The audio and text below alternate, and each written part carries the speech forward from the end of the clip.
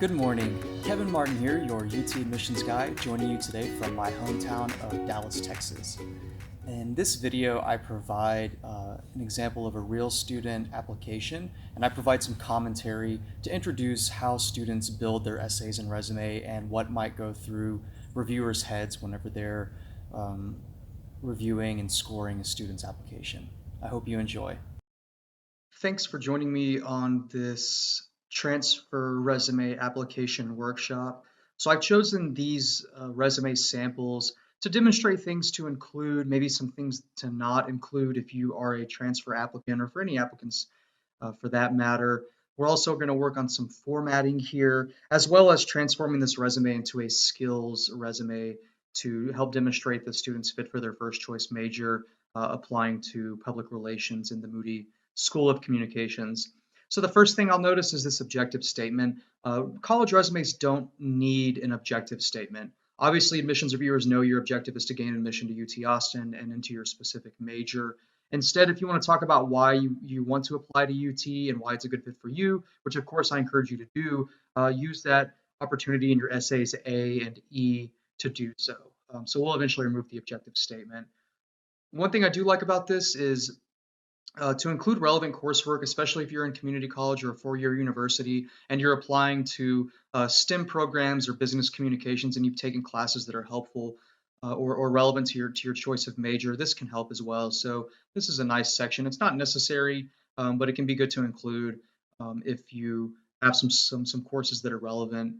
So the first thing the student does is they put their extracurricular activities from high school first. We'll eventually move these further to the bottom and also remove some of the descriptions because they're not quite relevant to their first choice major. Instead, what's most impressive is actually their work experience because they have some specific and relevant experiences that tie into their first choice major, public relations blogger, and they're also a manager at a fitness company.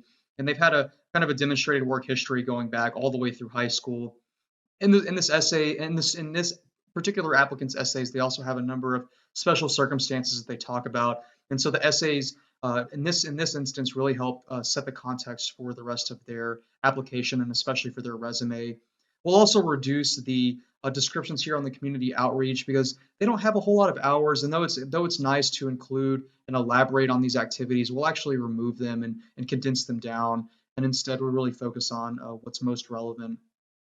So we did end up removing the information for high school, but instead we put work history first, starting with kind of their most recent position at the Texas Family Fitness. So I also encourage them to put their number of hours per week that they're working for each of their work experiences. If you have a management role, it's always important to put how many people you manage if you're responsible for opening and closing the store, counting the money at the end of the day. These are things your admissions reviewer wants to know. So we've included some of their high school information, their extracurricular activities. You can also notice that we've reformatted this resume to help it be more left adjusted and to have more organized bullet points. But so we put the bulk of the high school activities under here, and then she has her internship down here at the bottom, which will eventually reorder up to the top. But you can see under the community activities, we've removed the descriptions because they're not completely relevant or necessary, although it doesn't hurt to leave them in. So we'll go ahead and turn to the final draft. So we've moved up public relations internships and summer studies programs to the top because this does tie into her first choice major. You can see that she's expanded upon her descriptions of exactly what her roles and responsibilities were, what conscious couture is because it was unclear in the previous draft.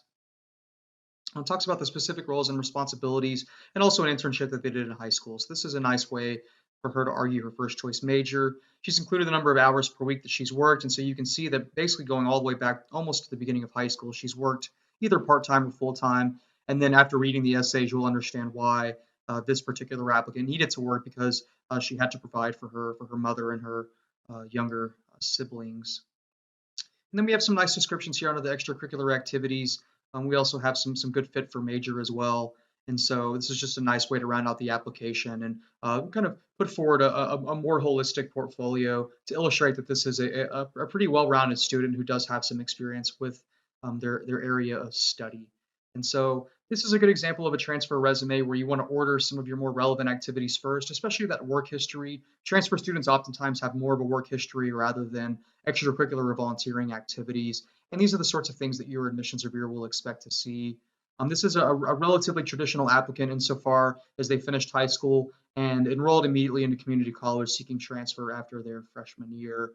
And so this is a good example of a transfer resume that started with a pretty strong first draft, and then we eventually helped reformat and expand upon and reorder the activities to put her best foot